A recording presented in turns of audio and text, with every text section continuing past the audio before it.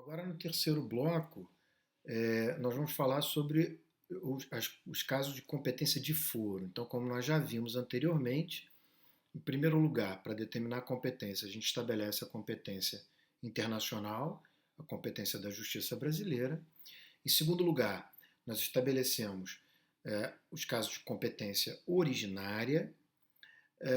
Em terceiro lugar, a competência de justiça. E por fim, por último, nós vamos, por último não, perdão, penúltimo, né, vamos estabelecer a competência de foro. Porque depois da competência de foro ainda tem a competência de juízo. Mas a competência de juízo nós vamos deixar para a aula de segunda-feira, né, da próxima semana. Então, a competência de foro, né, a competência de lugar, né, foro é o lugar, ela varia, né, importante ela é estabelecida, né, por uma regra única, mas o que significa o foro ou lugar varia conforme eu esteja falando da Justiça Federal ou da Justiça Estadual. Na Justiça Estadual, o foro competente, o lugar competente, é o Estado e, dentro do Estado, a comarca competente. Porque percebam que o Estado, sob o ponto de vista político-administrativo, é subdividido em municípios. Mas, sob o ponto de vista judicial, ele é subdividido em comarcas, que, com frequência, eu diria por regra, ele se confunde com a área territorial do município, mas isso não é uma regra que não comporte exceção. Né? Então, aqui no Rio, né, no estado do Rio, nós temos algumas comarcas que abrangem a área territorial de mais de um município. Acredito que alguns de vocês sejam residentes em Três Rios. A comarca de Três Rios ela abrange o município de Três Rios e de Levi Gasparian, por exemplo. Então, quero dizer que nem toda comarca equivale à área territorial de apenas um único município. No âmbito da Justiça Federal, quando nós falamos de competência de foro, nós estamos estabelecendo, em primeiro lugar, qual é a região, porque o Brasil é dividido em regiões, mas as regiões não são as regiões administrativas, não é Sul, Sudeste, Norte, Nordeste, Centro-Oeste, não. É primeira, segunda, terceira, quarta e assim vai.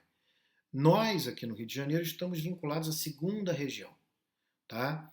E as regiões, elas são subdivididas em seções, chamadas seções judiciárias.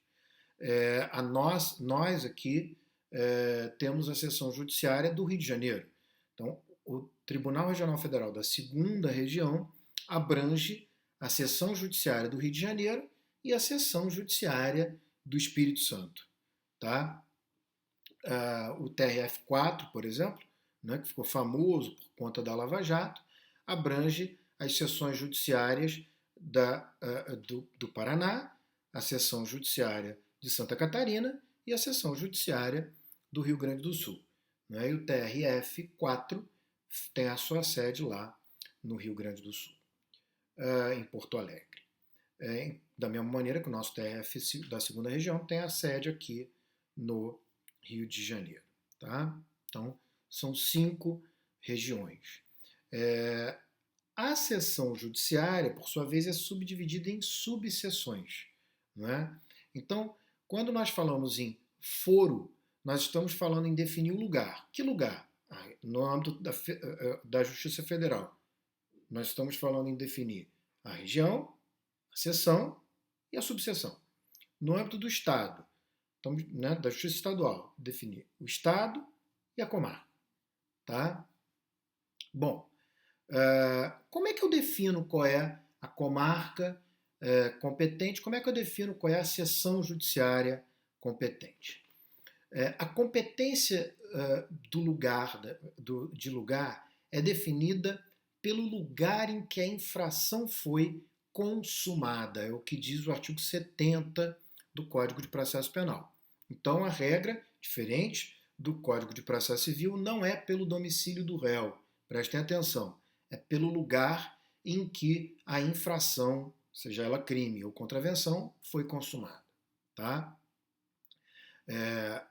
Se a infração for tentada, será no lugar em que foi praticado o último ato de execução. Ok? Se a infração ela se iniciou dentro do território nacional, mas ela se consumou fora dele, a competência será do lugar em que foi praticado o último ato de execução dentro do território nacional. Mesmo que o último ato de execução tenha sido praticado fora do território nacional, o último ato praticado dentro do território nacional, né, vai definir o lugar em que o Brasil, enquanto justiça, julgará esse crime. Tá?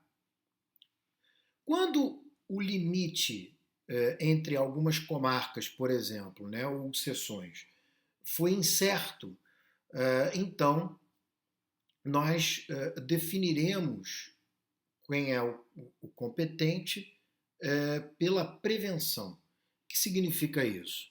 É o juiz, entre aqueles competentes, o juiz que tomar uma decisão primeiro. Tá? Então, essas são as regras. Vamos dar aqui alguns exemplos. Imagina que o sujeito tenha tomado um tiro lá em Duque de Caxias. Então, o sujeito tomou um tiro. O sujeito foi lá, deu um tiro para matar, e essa pessoa foi atendida por um grupo de paramédicos, botou o sujeito na ambulância e levou até o Rio de Janeiro. E no Rio de Janeiro, o sujeito foi atendido lá no Souza Aguiar. Tá? Vejam, se esse sujeito morreu no Souza Aguiar, o crime se consumou no Rio de Janeiro. Então, o Rio de Janeiro é competente para julgar. Se o sujeito foi salvo no Souza Aguiar, então ele não morreu, o crime é tentado. Se o crime é tentado, a competência do lugar em que foi praticado o último ato de execução. Então, o último ato de execução foi praticado em Duque de Caxias. Logo, a comarca de Duque de Caxias é competente. Então, se o crime, no meu exemplo, se o crime é consumado e morreu no Rio de Janeiro, a comarca do Rio é competente. Se o sujeito não morreu, ele é tentado, no meu exemplo, Duque de Caxias passa a ser competente. E se ele não estava morto quando foi atendido e chegou no Souza Aguiar morto, é porque ele morreu no caminho. Se ele morreu no caminho, não se sabe exatamente, incerto, se foi em Caxias ou se foi em Duque de Caxias ou se foi no Rio de Janeiro. Portanto, quando é incerto, como eu falei, deve-se aplicar a regra da prevenção. O juiz que tomar a primeira decisão, né, o juiz que decidir primeiro, se torna prevento, ou seja, ele se torna competente e exclui a da competência do outro juiz. Vou continuar no próximo bloco.